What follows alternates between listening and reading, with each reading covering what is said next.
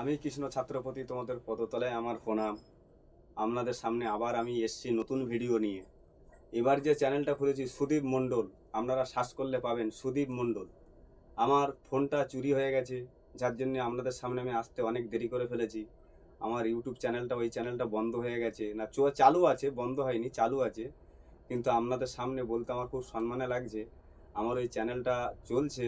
হ্যাঁ, আমার কোনো পকেটমার 3-4 হাজার টাকা আমার পকেটমারি হয়ে গেছে ফোন সমেতে।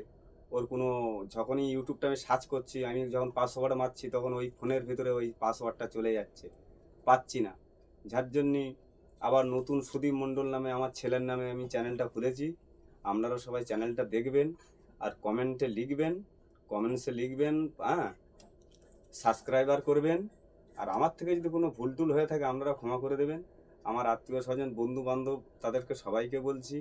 আরও আমার যারা আমার ভিডিও দেখে তাদেরকেও বলছি। হ্যাঁ, আমার যত আর কি আত্মীয় স্বজন ছিল তাদেরকে সবাইকে রিকোয়েস্ট করছি, আপনাদেরকেও রিকোয়েস্ট করছি, আপনারা ভিডিওটা, পরের ভিডিওগুলো দেখতে থাকুন।